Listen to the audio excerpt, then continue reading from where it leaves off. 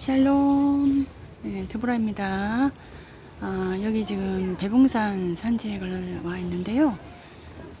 제가 이 동네에 온 지가 한 15년은 이렇게 넘었는데, 정말 하나님께서 이 동네를 저를 인도하셨거든요.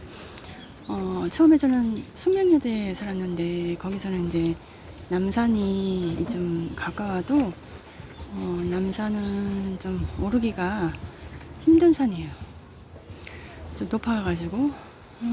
근데 반면에 이 산은 굉장히 낮고, 옆으로 넓게 펴져 있어서 굉장히, 참, 모든 많은 주민들에게 커버되고 또 와서 정말 운동하기에 너무 좋아요. 친숙하고 친밀하고죠.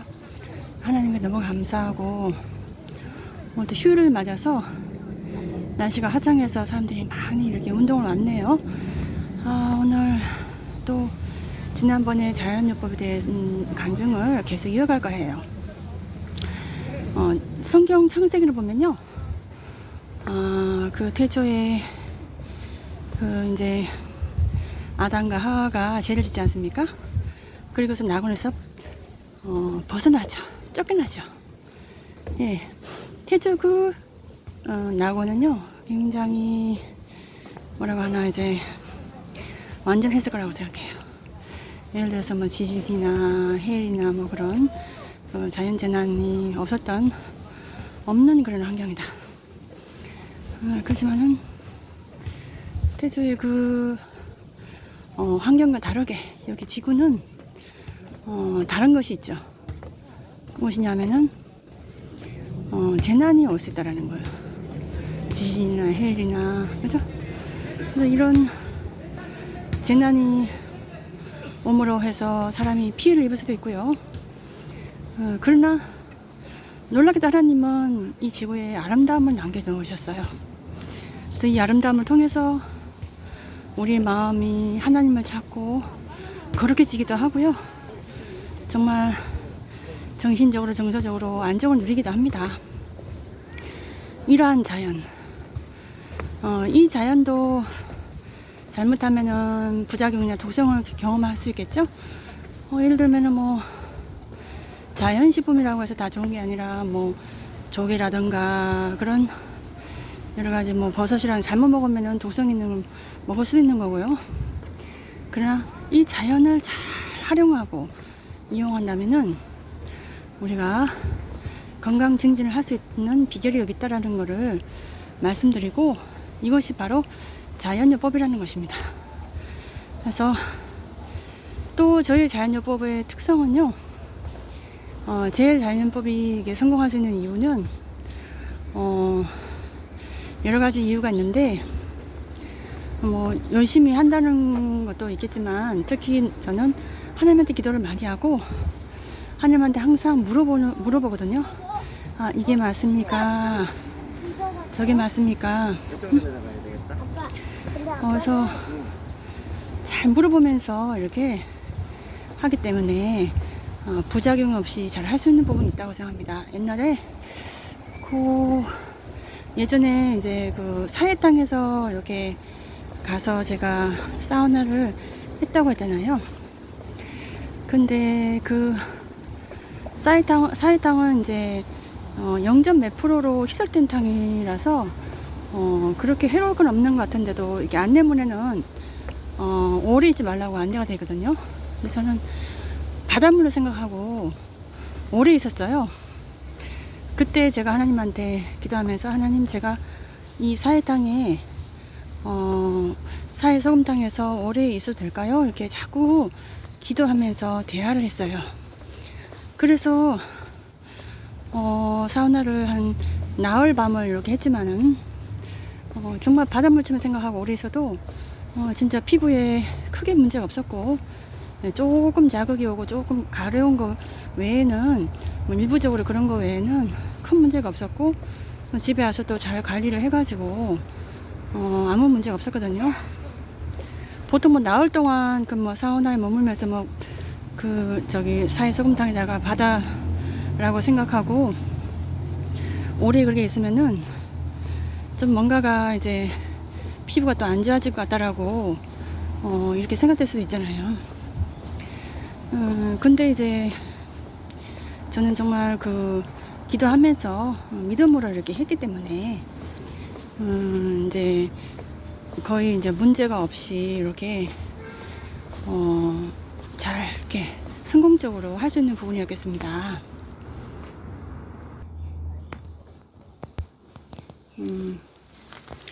그래서 이제 하나님을 경외하는 마음으로 그리고 이제 그 조심하면서 열심히 했던 자연요법이 많이 효과가 있다라는 것이고요.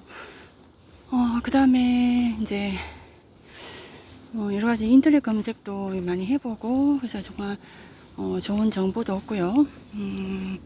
그 다음에 이제 항상 기도하면서 조심하면서 또 부작용이 없는지 잘 보고, 또 이제 어떤 창의적인 방법으로 좀 더 이거 한번 해보면 좋겠다 하는 그 창의적인 방법을 고안해 가지고, 예를 들어서 지난번에 이제 호기가 안 좋았을 때도 이제 뭐 어성초라든가 이런 한방 그 재련포를 갖다가 한번 끓여 가지고 이게 그거를 물로 끓여서 이게 자꾸 흡입을 한다거나 이렇게 하면서 좀 이제 또 방을 또 사우나처럼 만들어 가지고 한다든가 이런 창의적인 방법을 또 많이 동원했고, 이렇게 자꾸 자연요법은 연구하면서 가는 것이라고 생각합니다.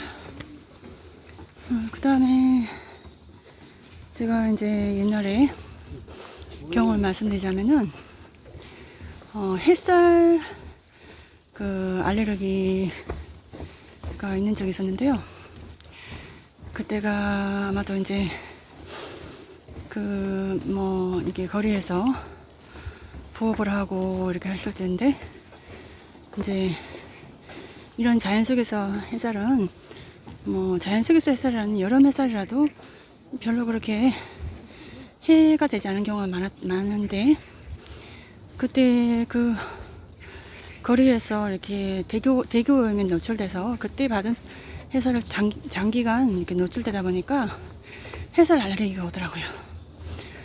그때 이제 온몸이 가렵고, 그래가지고 뭐 약을 뭐 항히스타민 약을 먹어도 안 되고, 그래가지고 제가 그때도 자두를 갈아가지고 먹고 뭐 여러 가지 자연요법을 했거든요. 뭐 저렇게 자연 속에 와서 이제 운동도 많이 하고, 또 사우나도 하고, 또 좋은 자연식품 많이 먹고 그랬어요. 야채 과일 갈아서 많이 먹고. 그래도 이제 이게 아무래도 조금씩은 나아지는데, 이게 가려움이 완전히 사라지질 않아 가지고 병원에 가서 이제 항히스타민 주사를 맞았어요. 그랬더니 이제 자연요법을 하도 많이 한 상태라서 바로 주사를 한 대 맞고 나은 것입니다. 예, 이런 경우를 했거든요. 그냥 가서 그냥 항히스타민 주사를 하나 맞았다고 하면은 잘 안 됐을 수가 있는데, 그 당시에 이제 요법을 많이 했고, 그래서 이제 그래도 굉장히 좋은 상태였기 때문에 그 상태에서 주사를 맞을 때는 한 번만에 해결될 수 있는 부분이 있었다는 거고요. 그래서 이 자연요법이 중요하다는 것입니다. 어떤 약의 그 부작용을 감소시켜 주기도 하고요. 굉장히 이제 요즘 같으면 코로나 그죠? 백신 부작용도 완화시켜 줄 수 있는 그런 부분이 있는 거고.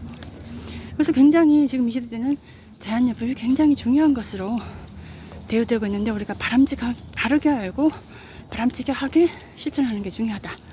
그 과정에서 우리가 기도하면서, 기도를 하면 영적으로 기도를 하면 더 효과가 증진되는 효과가 있겠죠. 더 효과가 올라갑니다. 기도하면은 또 안정되고 또 지혜를 얻고, 또 이제 기도하는 과정에서 또 확신을 얻고, 또 이제 기도하는 과정에서 또 이제 분별력도 얻고, 좀 부작용도 방지할 수 있는, 또 혹시 잘못된 길로 가지 않는 그런 지혜를 얻는다라는 거고요. 그리고 이제 과거에 여러 가지 또 지혜를 주셔가지고 또 여러 가지 질병이 많았는데, 예를 들어서 어렸을 때도 관리를 잘못해가지고 만성중이염에 이렇게 걸렸어요. 근데 이게 평생을 괴롭혔는데, 제가 37세 때 이제 귀에 물이 나고 이렇게 해가지고 굉장히 심각했었고, 그때 항생제 그 수액으로 맞았거든요. 그때 굉장히 몸이 좀 매운 느낌이 들었고, 그래서 그때 겁이 나서 좀 이제 주스 같은 걸 많이 마시고 있습니다.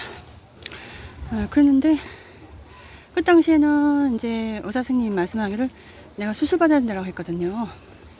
근데 그 후로 또 제가 잘 관리를 했는 비결이, 내가 또 자비소독이라는 개념을 알기 때문에 냄비하고 그런 이제 그 의료기 상사 가서 저기 그 면봉을 이렇게 많은 거 그거 이제 스테인리스 그걸 사가지고 그 면봉을 말고 또 거기다 생수를 여기다 좀 적셔가지고 냄비에다가 이제 물로 끓여서 소독하는 그 방법을 알기 때문에 그런 소독법으로 또 항생제를 좀 이렇게 이비인후과에서 좀 처방받아가지고 항생제를 좀 이렇게 바르면서 그렇게 이제 그 이후로 진짜 지금 37세니까 지금 뭐 15년 이게 다 돼가도 그때와 같은 증상은 이제 사라졌어요. 없다는 것이죠. 또 자연엽도 열심히 해서 이번에 또 이비인후과 갔더니 저보고 이제 수술 안 해도 된다라고 잘 관리만 하시고 살으시면 된다라고 하더라고요. 그래서 이제 이런 제가 제 인생에서 이런 여러 가지 건강상의 위험이 있어도 이제 지혜로서 자연요법으로서 잘 이렇게 증진시키고 이렇게 유지할 수 있는 부분이 있었고요. 그 다음에 이제 이 자연에서 우리가 건강을 하면은 이 자연에서 우리가 산책을 하면요, 좋은 것이 바로 이 자연 속에서는 면역물질이 나온다. 면역물질 나오고 또 좋은 또 향도 나오고, 이것이 이제 우리 면역성을 증진시키는 겁니다. 그래서 식물과 자연을 많이 심으시고 산과 숲으로 항상 오시도록 해야 돼요. 네, 그게 참 우리 건강에 좋은 것입니다. 항상 거닐고 또 운동기구도 사용하시고 또 이제 뛰기도 하고 뭐 자대 속에 뛰기도 하고죠. 여러 가지 방법으로 이제 자연 속에서 친화적으로 하고, 또 저는 이렇게 오늘은 촬영하고 있지만 이렇게 걸으면서 이렇게 폰도 보고 또 책도 보고 막 그러거든요. 기도도 하고요. 예. 그리고 여러 가지 또 얘기할 거 있는 커피에 대해서 말씀드리면은, 커피라고 하는 거는 이제 전 세계인들이 좋아하는 거잖아요. 기호식품인데 정신을 깨게 하고 해서 사람들이 좋아해요. 그렇지만 이 커피는 아무래도 이제 중추신경계 자극제다 보니까 좀 이뇨제도 방광을 자극하고 이뇨 역할을 해서 어쨌든 좋은 건 아니라고 생각합니다. 많이 마시면 안 좋은 거고 적당히 마시면 뭐 좋다라고 하는 말은 있는데, 글쎄 방광염에 방광 쪽에 문제를 줄 수 있다라고 하고요. 그래서 이제 어떤 커피는 중추신경 자극제다. 즐겨 마셔서는 안 된다는 것을 말씀드리고 싶습니다. 물을 자꾸 빼가니까, 수분을 빼가니까 좋지 못하겠죠, 이뇨제. 그 다음에 이제 또 말씀드릴 게 이제 인스턴트 음식인데요. 이 인스턴트 음식은 이제 이 문명이 발달하면서 사람들이 막 가공해가지고 거기다 첨가물도 많고 이렇게 해가지고 이런 게 안 좋은 거예요. 그래서 될 수 있으면 자연식품 먹도록 해야 되는데, 현대인들은 이미 입맛이 인스턴트 음식에 젖어 있습니다. 젖어버렸고 그게 정하게 돼 있어요. 그래서 쉽게 입맛이 안 바뀌는데 이제 입맛을 바꿀 수 있도록 기도해야 되는 거예요. 자연 음식을 자꾸 먹도록 해야 되는 거예요. 하나님 주신 자연 음식. 자연 음식 뭐라고 했죠? 예, 곡물하고 그 야채, 과일, 또 생선, 또 견과류하고 해줄 같은 거. 예.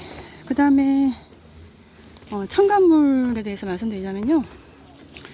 첨가물은 아무래도 그 정말 화학 첨가물이 있고 뭐 자연 첨가물도 있는데, 자연 첨가물이라고 해서 더 다 좋은 건 아니에요. 어떤 거는 해로운 자연 첨가물도 있는데 화학 첨가물은 거기가 별로 안 좋아요. 그런 거는 이제 물건, 이제 음식 포장물 같은 데 보면은 명시가 되잖아요. 보시고 이제 가급적 첨가물이 없는 거, 또 그 첨가물이 있다 하더라도 그거를 줄이는 방법이 바로 세척을 하거나 아니면 물로 이렇게 끓여서 첨가물을 가급적 줄이셔야 됩니다. 예. 그리고 또 제가 말씀드리고 싶은 것이 GMO인데요. GMO라고 하는 거는 이렇게 하나님이 만들어 주신 음식을 이렇게 인공적으로 유전자 조작해 가지고요, 그거를 갖다가 사람들이, 많은 사람들한테 먹이려고 일부러 이제 팔려고 일부러 유전자 조작하는 거예요. 미국의 몬산토에서 이렇게 시작됐다고 하는데요. 그 콩 같은 거죠. 그런 거 외국산 전부 다 GMO가 많다고 하잖아요. 이건 하나님이 만들어 주신 음식을 갖다가 유전자 조작하는 건 아무래도 위험하다는 거죠. 뭐 그거를 먹고 먹은 어떤 쥐나 동물이 크게 간 손상이 되고 몸이 손상됐다, 그런 거 있지 않습니까? 그런 연구 결과 있잖아요. 그래서 먹어도 괜찮다라고 하는 사람도 있지만, 아무래도 자연적인 것을 벗어난 인위적인 방법의 GMO 이런 식품은요, 우리가 자제를 하는 것이, 가능은 안 먹는 것이 좋겠고, 또 이제 콩기름이라든가 또 카놀라유라든가 이런 것이 GMO라고 해요. 그래서 이제 그런 카놀라유가 이게 GMO에서 GMO 카놀라유라는 거고요. 또 콩기름 같은 거, 그런 거 먹지 마시고, 제가 추천드리고 싶은 것은 올리브유. 올리브유는 지중해에서 올리브라는 식물의 나무의 그 열매인데요, 그 굉장히 몸에 좋다라고 알려져 있어요. 그래서 이제 그 올리브유는 추천드리고, 그 다음에 이렇게 포화지방하고 불포화지방 이렇게 있는데, 이제 보통 포화지방이라고 하는 거는 이렇게 좀 몸에 좀 안 좋은 걸 알려져 있잖아요. 콜레스테롤 수치도 높이고, 그런 거를 좀 이제 삼가하고, 불포화 지방, 예를 들어서 올리브유라든가 그런 기름이 불포화 지방이라고 합니다. 그래서 이제 가급적 이제 그 우유라든가 그런 고기라든가 있던 그런 일부 또 식물성 기름에 있는 아마 팜유라든가 이런 그런 포화 지방을 삼가하고, 불포화 지방, 올리브 같은 그런 거를 한번 검색해 보시면 알 수 있어요. 그래서 그렇게 불포화 지방을 드시는 것이 더 좋을 것 같고요. 그 다음에 이제 자연요법을 지지하는 이제 이런 성경의 그 스토리 같은 것이 이렇게 있어요. 제가 생각할 때는 디모데전서 5장 23절 포도주를 사용하라는 말이 있거든요. 그것이 좀 자연요법을 지지하는 좀 성경 구절이라고 생각되고, 네, 열왕기하 5장에 나만 장군 얘기가 있잖아요. 요단강에 가서 7번 몸을 씻으라고 했더니, 요단강이 아니면 다른 좋은 강이 많은데 내가 장군으로서 내가 왜 거기서 몸을 씻었냐고, 그 장군이 그 문둥병에 걸리지 않았습니까? 그쪽에 그렇게 불평을 하다가 결국은 순종해가지고 7번 이제 요단강에서 몸을 씻고 문둥병이 났잖아요. 이것도 하나의 그 요단강이 자연요법을 또 시사해주는 부분이 있다고 생각하고요. 그 다음에 베데스다 연못, 요한복음 5장에 있는 말씀에 베데스다 연못이 나오는데, 연못에 물이 동할 적에 이렇게 천사가 와서 물이 동할 때 바로 그때 들어가는 사람이 어떤 병이 있든지 낫는다라는 게 있잖아요. 그 예화도, 베데스다 연못도 바로 이 자연요법을 예시해 준다라고 생각됩니다. 어떻게 이제 성경에서 이렇게 예화들을 또 보니까 또 어떤 처치를 해주는 거, 이런 것이 좀 자연요법에 대한 것을 좀 말해주고 있구나라고 생각되는 부분인 거고, 또 이제 우리도 다 죄의 병을 가지고 태어난 남한 장군처럼 문둥병 환자예요.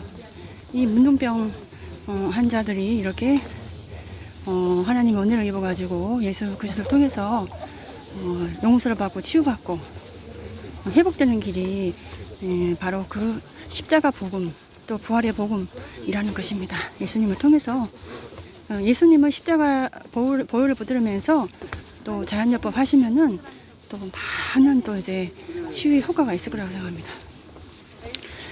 물론 뭐 기도만 해서 이렇게 낫는 경우도 많은데요. 보통 우리가 뭐 성직자들처럼 뭐 성직자들 그러면 일단은 물질적으로 뭐 이렇게 공급받지 않습니까?